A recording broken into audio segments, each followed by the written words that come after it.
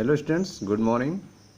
आइए कक्षा 11 रसायन विज्ञान का एक नया चैप्टर स्टार्ट करते हैं। एकक 6 ऊष्मागतिकी के बारे में ध्यान से आप समझिएगा। ऊष्मागतिकी थर्मोडायनामिक्स होता क्या है, इसके बारे में पहले हम आपको परिचय इंट्रोडक्शन के बारे में बताएंगे।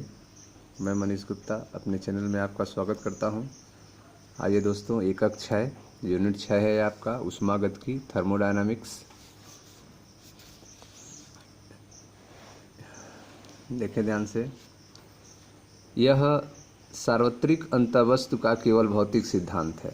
ठीक है, यह सार्वत्रिक अंतःवस्तु का केवल भौतिक सिद्धांत है जिसके लिए मैं संतुष्ट हूँ कि इसके मौलिक सिद्धांतों को उनकी उपयुक्तता के आधार में कभी नकारा नहीं जा सकता है। यह सार्वत्रिक अंतःवस्तु का केवल भौतिक सिद्धांत है जिसके लिए मैं संतुष्ट हूँ कि इसके मौलिक सिद्धांतों को उनकी उपयुक्तता के आधार में, उनके उपयुक्तता के प्रधार में कभी नकारा नहीं जा सकता है। यह बातें अल्बर्ट आइंस्टीन ने कही थी थर्मोडायनामिक्स के बारे में। क्या कही थी कि यह सार्वत्रिक अंतःवस्तु का केवल भौतिक सिद्धांत है जिसके लिए मैं संतुष्ट हूँ कि इसके मौलिक सिद्धांतों को उनकी उपयुक्तता के प्रधार में कभी नकारा नहीं जा सकता है। Albert Einstein. ठीक है स्टूडेंट्स, अब जो है इस चैप्टर को पढ़ने का क्या टारगेट है, क्या उद्देश्य है, इस चैप्टर को पढ़ने के बाद आप क्या क्या सीखेंगे, इसके बारे में थोड़ी चर्चा कर लेते हैं। उद्देश्य: इस एकक के अध्ययन के बाद आप निकाय एवं परिवेश के पदों को समझा सकेंगे। ठीक है, निकाय क्या होता है, परिवेश क्या होता है, इनके बारे में आप समझा सकेंगे। सिस्टम और सराउंडिंग के बारे में बंद, खुला तथा वियुक्त निकाय में अंतर कर सकेंगे। ठीक है, खुला निकाय, बंद निकाय और विलगित निकाय, इनके बारे में आप बता सकेंगे, अंतर कर सकेंगे। आंतरिक ऊर्जा, कार्य और ऊष्मा को समझा सकेंगे। ठीक है, ऊष्मागतिकी के प्रथम नियम को व्यक्त कर सकेंगे, इसका गणितीय रूप लिख सकेंगे। रासायनिक निकायों में ऊर्जा परिवर्तन को कार्य या ऊष्मा के योगदान के रूप में परिकलित कर सकेंगे। इसके अलावा आप जो है इस चैप्टर में अवस्था फलन U तथा H को समझ सकेंगे। डेल्टा U और डेल्टा H में संबंध स्थापित कर सकेंगे। डेल्टा U या डेल्टा H का प्रायोगिक मापन कर सकेंगे। डेल्टा H के लिए मानक अवस्था को परिभाषित कर सकेंगे। विभिन्न प्रकार की अभिक्रियाओं के लिए एंथैल्पी परिवर्तन की गणना कर सकेंगे। हेस के स्थिर ऊष्मा संकलन नियम को व्यक्त और अनुप्रयोग कर सकेंगे। विस्तीर्ण एवं गहन गुणों में अंतर कर सकेंगे। स्वतः और अस्वतः प्रवर्तित प्रक्रमों को परिभाषित कर सकेंगे। एंट्रॉपी को ऊष्मागतिकी अवस्था फलन के रूप में परिभाषित और इसका अनुप्रयोग कर सकेंगे। लास्ट में आप इस चैप्टर के मुक्त ऊर्जा परिवर्तन डेल्टा जी को समझ सकेंगे। स्वतः प्रवृत्ता और डेल्टा जी तथा डेल्टा जी और शाम स्थिरांक में संबंध स्थापित कर सकेंगे। यह चैप्टर के लास्ट में आप जानेंगे। ठीक है स्टूडेंट्स, तो यह सारी चीज़ें जो है इस चैप्टर्स में आपको सीखने को मिलेंगी। ठीक है, आइए इसके परिचय के बारे में पढ़ा जाए। इस चैप्टर में इंट्रोडक्शन क्या है। जब ईंधन जैसे कि मीथेन गैस, रसोई गैस या कोयला हवा में जलते हैं तो रासायनिक अभिक्रियाओं के दौरान अणुओं में संग्रहित रासायनिक ऊर्जा ऊष्मा के रूप में निर्मुक्त होती है।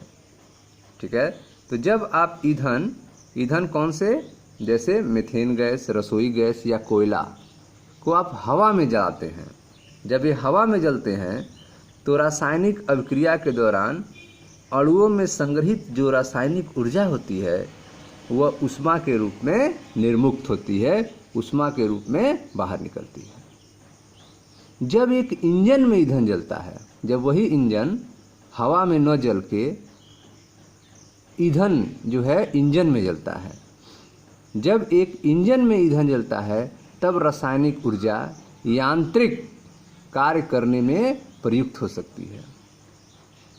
ठीक है, जब एक इंजन में ईंधन जलता है तब रासायनिक ऊर्जा यांत्रिक कार्य करने में प्रयुक्त हो सकती है, या गैल्वेनिक सेल अर्थात शुष्क सेल विद्युत ऊर्जा प्रदान करती है। ठीक है, तो या तो यांत्रिक ऊर्जा के रूप में इनका यूज होगा, या फिर अगर गैल्वेनिक सेल है तो विद्युत ऊर्जा प्रदान करेगी। इस प्रकार ऊर्जा के विभिन्न रूप विशेष परिस्थितियों में एक दूसरे से परस्पर संबंधित होते हैं। ऊर्जा के जो विभिन्न रूप हैं वे विशेष परिस्थितियों में एक दूसरे से कनेक्टेड होते हैं, एक दूसरे से संबंधित होते हैं, एवं एक रूप से दूसरे रूप में बदले जा सकते हैं। इन ऊर्जा रूपांतरों का अध्ययन ही ऊष्मागतिकी का विषय वस्तु है। ठीक है, तो यह जो ऊर्जा का रूपांतरण हो रहा है, इन्हीं ऊर्जा के रूपांतरण का अध्ययन जो है वह ऊष्मागतिकी की विषय वस्तु है। ठीक है, ऊष्मागतिकी के नियम स्थूल निकायों जिनमें बहुत से अणु होते हैं से संबंधित होते हैं, न कि सूक्ष्म निकायों से जिनमें बहुत कम अणु होते हैं।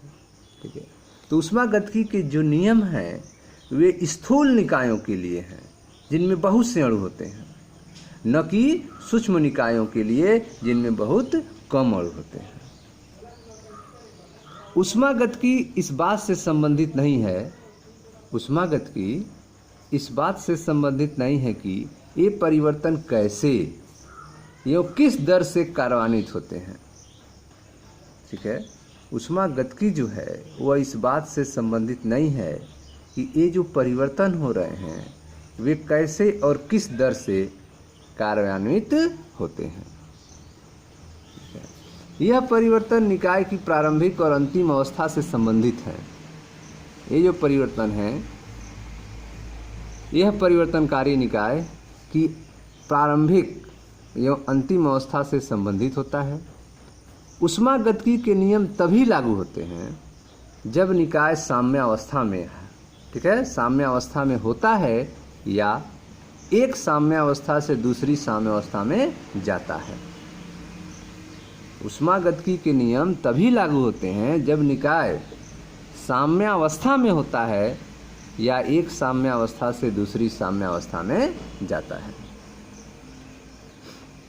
किसी निकाय के स्थूल गुण जैसे कि दाब, ताप साम्यावस्था में समय के साथ परिवर्तित नहीं होते हैं।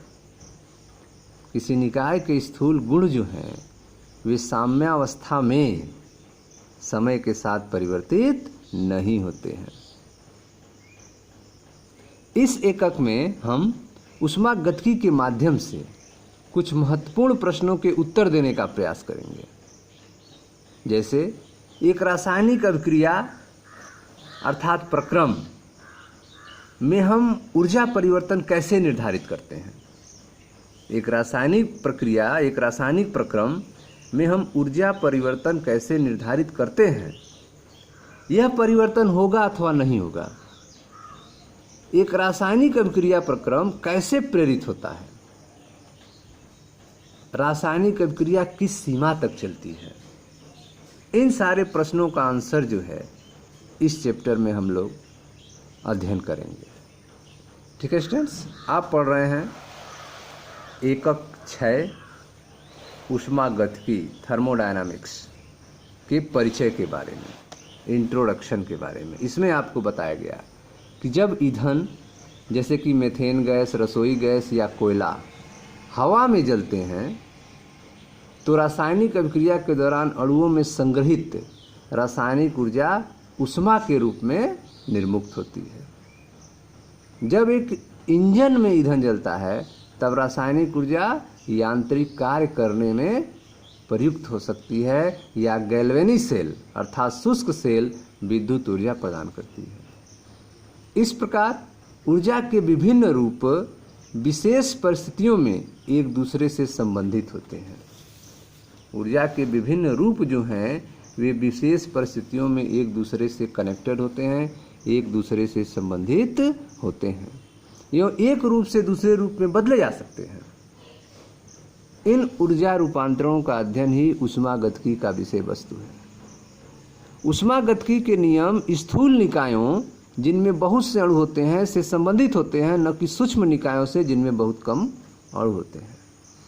ऊष्मागतिकी इस बात से संबंधित नहीं है कि ये परिवर्तन कैसे और किस दर से कार्यान्वित होते हैं। यह परिवर्तनकारी निकाय की प्रारंभिक और अंतिम अवस्था से संबंधित होता है। ऊष्मागतिकी के नियम तभी लागू होते हैं जब निकाय साम्यावस्था में है या एक साम्यावस्था से दूसरी साम्यावस्था में जाता है। किसी निकाय के स्थूल गुण साम्यावस्था में समय के साथ परिवर्तित नहीं होते हैं। इस एकक में हम ऊष्मागतिकी के माध्यम से कुछ महत्वपूर्ण प्रश्नों के उत्तर देने का प्रयास करेंगे, जैसे कि एक रासायनिक अभिक्रिया या प्रक्रम में हम ऊर्जा परिवर्तन कैसे निर्धारित करते हैं, यह परिवर्तन होगा अथवा नहीं होगा, एक रासायनिक अभिक्रिया प्रक्रम कैसे प्रेरित होता है, रासायनिक अभिक्रिया किस सीमा तक चलती है। इन सारे प्रश्नों का अध्ययन हम इस चैप्टर में करेंगे। Okay students, thank you.